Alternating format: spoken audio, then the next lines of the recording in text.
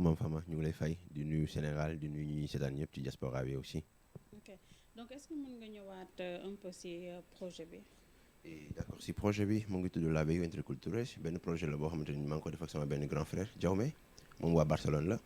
donc c'est un musicien donc depuis lors lañu doon faral di collaborer ak Cruz Roja mooy Croix-Rouge d'Espagne et cetera. Donc après avec le temps on a décidé au moins ñu jéem a def benn identité boo xamante ni peut-être waa Sénégal dañ ci gis seen bopp un peu donc biu projet bi c'est juste pour aider yenn écoles yi nga xamante ni ñu ngi ci sous-région yi peut-être du genre jox leen ay fournitures des ordinateurs des imprimantes et cetera pour jéem a accentuer un peu système éducatif bi pour jéem ko booster un peu aussi pour jéem a indi suñu loxo plus ou moins à travers la culture daal di def benn pont culturel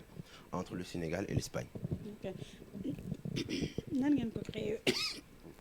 ñu ngi ko créé à partir d'Espagne et Catalunya parce que man maa ngi dëkk Pamplona mais moom mu ngi dëkk Barcelone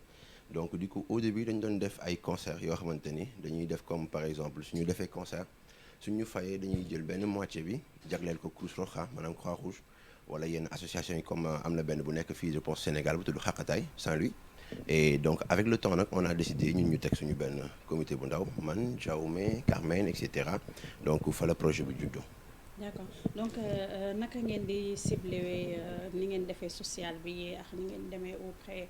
des pouponnières et tout. d'accord projet social bi ñu ngi koy cibler à travers parce que dañu amoon benn contact bu nekk Kaolack Kasnack après mu nekk en contact ak benn école mu gis ne école par exemple peut-être mën nañ fa apporter comme lu jëm ci wàllu fourniture parce que école bi amul woon bibliothèque donc du coup ñu ne pourquoi pas ñu def benn requête de fonds parce que mairie bi aussi ak gouvernement catalonien dañ ci dugal seen loxo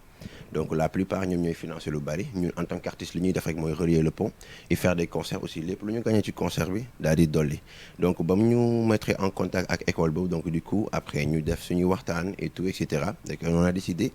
ñu def ay requête de fonds def ay concerts et cetera ak mairie bi lu ñu jox on a acheté des matériels am yeneen yoo xamante ne envoyé nañ ay ordinateurs gars yi bari jàpp ci et cetera donc matériel boobu la ñu indi donc pour yóbbu ko foofu. et depuis combien de temps la existe. et ça existe maintenant je peux dire depuis 3 ans mais bii mooy nekk par exemple suñu first boo xamante ni ñu ngi koy def Sénégal parce que au début dañ ko doon def juste vers l'Espagne comme Croix-Rouge pour dimbali yenn mag yi nga xamante ni ñu ngi ci Croix-Rouge et cetera donc cette fois-ci on a décidé ñu indi ko fii pour le moment par exemple Kaolack et peut-être l'année prochaine ñu xool Dakar wala benn pouponnière boo xamante ni soxla na aide wala locataire ñu recruter aussi daal di ñëw indiwaat incha allah. d'accord da ngeen si am ay partenaires yoo leen ci àndal. si partenaire na pour le moment yëpp foofu la maanaam gouvernement catalonien bi mu ngi ci ak aussi association Gaudi mooy bu nekk Catalunya mooy association bu yore comme ça wàllu culture lu jëm ci wàllu koñ yi comme concert yi yooyu ak pas mal de magasins yi nga xam ñooy jaay comme ay affaires de fourniture et cetera ñoom ñëpp dañ ci dugal seen loxo aussi d'une part dañuy def comme suñu defee série de concerts dañuy woon nit ñi ne par exemple soo leen jëndee benn matériel 5 euros maanaam 5 euros yaa ngi participer par exemple pour peut-être am ñoo xamante ni doolin nañ leen dara seen bagage seen étude et cetera et cetera donc gars yi dañuy génne dem ci magasin yooyu suñu jëndee ay matériel dañ ko fay bàyyi ñoo après suñu ñëlee matériel yooyu yëpp la ñuy collecté waat def ko ci conteneur indi ko fii incha allah. ok donc comme da ngeen décidé indi ko Sénégal et puis année prochaine tamit mën na am ngeen ñëwaat est-ce que te dafay laal culture comme ni nga ko waxee ndax si mën nañu xaar ngeen dem collaborer ak autorités yu nekk fii ministre de la culture et tout. si loolu mooy objectif bi sax moo waral noonu ñu bëggoon def comme ça genre ay interview et cetera au niveau du Sénégal parce que au niveau de l'Espagne par exemple affaire mu ngi daw un peu donc gars yi ñu ngi ciy dugal seen loxo donc après ma ne jaw mais comme par exemple damay dem pour truc bi donc je vais en profiter ñu jéem a xool Sénégal parce que fii aussi il y a pas mal de gens yoo xam ne peut-être des Sénégalais espagnols wala qui que ce soit yoo xamante ni ñoom mën nañ ci indi seen apportation que ça soit au niveau de la culture sénégalaise wala côté gouvernement fii wala yeneen association yoo xamante ne parce que ñun dañoo ibbeeku pour le moment ci link yooyu yëpp parce que affaire bi dañ ne du genre comme dañoo débuté nii ndànk après bëgg nañ mu gën a yaatu yeneen femmes yi gën a ñëw parce que toujours en fait départ bi culture la c'est-à-dire à travers la musique qu'on fait ñun on essaye par exemple de montrer que par exemple à travers la musique on peut éduquer à travers la musique on peut ouvrir des portes à travers la musique on peut donner de l'amour on peut donner de la joie on peut donner plus que ça plus ou moins donc gars yi suñu bëggee ñëw donc dinañu arranger aussi parce que bref c'est vrai que ñu ngi fay di liggéey mais aussi suñu amee des personnes yoo xam ñoo ñu nekkal fii aussi d'une part dina gën a yombalal liggéey bi incha allah. ok donc remise de don bi kañ lay nekk ndax préparé ngeen xam fan date bi. Et en fait du genre préparé woon nañ date bi pour cette semaine mais ce qui se trouve que par exemple entre l'Espagne et Maroc est bi frontière bi dafa xaw a tànk donc ki waroon indi matériel donc depuis lors man maa ngi fi depuis presque 12 jours maa ngi koy xaar mais l'autre jour la ma xam ne mu ngi soog a jàll donc du coup man je serai obligé d'aller à Kaolack pour prise de contact bi mais après dañ koy bàyyi foofu moom dafa am benn genre nu ñu koy waxatee magasin léegi su ñëwee il y a une famille qui est à Kaolack ñoom ils vont se charger par exemple de prendre les dons et d'amener ça à l'école inchallah. D'accord donc comme ni nga ko waxee yan pouponnières ngeen ciblé aussi pour des aides wala il faut que nit yi ñoom ñooy ñëw envers yéen wala tribunal lay demee. Et bon pour pouponnière par exemple on n'a pas encore ciblé tel quoi et cetera parce que man j'ai une grande sœur boo xamante ni moom moo doon wax affaire pouponnière la plupart du temps am na bu nekk fii je pense wetu police Médina. Et am na aussi bu nekk Mbour. Si et aussi il y a des amis yoo xamante ni ils sont en contact avec moi ñoo xamante ni ñoom dañuy liggéey ci yeneen association yu ñu mel ñoom ni peut-être ñoom ñoo ci gën a yaatu xalaat. Donc après comme époque bi par exemple dañoo dugal premier truc bi pour bibliothèque bi ñuy def Kasnack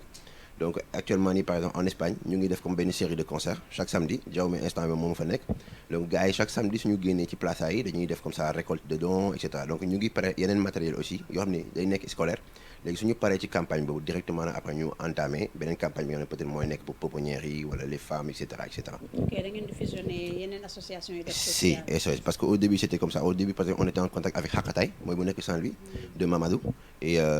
mais bu c'était au niveau de l'Espagne moom comme par exemple day def navette entre l'Espagne et truc du genre donc ils avaient mis en rapport avec d'autres personnes dañoo utiliser woon quelques de ses poésies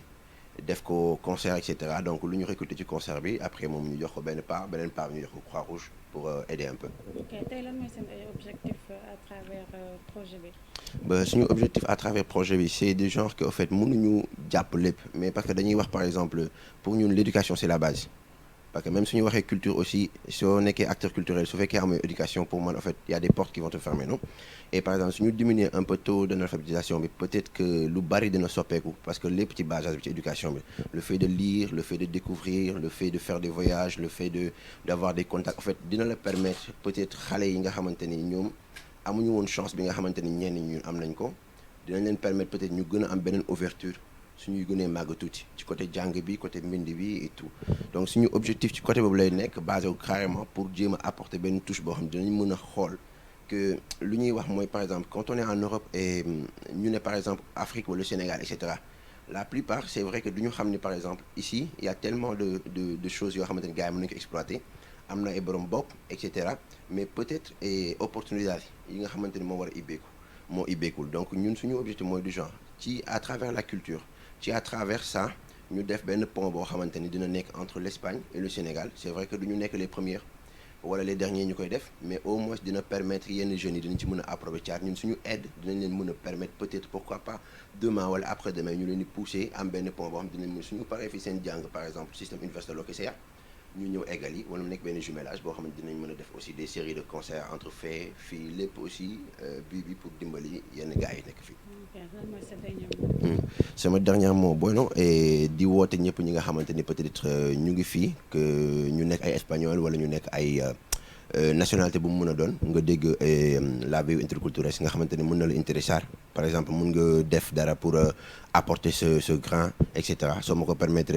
ma woote aussi en español de plan un poquito, o sea, invitamos todo el mundo, por ejemplo, toda la gente de aquí de España que viven aquí en Dakar, que esta identidad es una identidad cultural que pueden aportar su grano, por ejemplo. Nosotros estamos ya ahora mismo, o sea, en Pamplona y en Reus. Entonces, los que quieren ponerse en contacto con nosotros pueden visitar directamente la página de eltubab.es o, por ejemplo, en YouTube lo que sea, ponen, por ejemplo, la BEU entre culturas, que sea LABEU entre culturas, y es de ahí, por ejemplo, pueden ver todo lo que es, por ejemplo, el fichaje, todo lo que es la información y todo eso, y para poder aportar lo que sea, que estamos muy abiertos en todos y estamos dispuestos a colaborar, a viajar, a dar opiniones, lo que sea. Así que muchísimas gracias et de le remercier aussi ci invitation bi ak yaatal bi et du nuyu sénégalais yëpp ak ñi nekk ci diaspora bi ñëpp incha allah.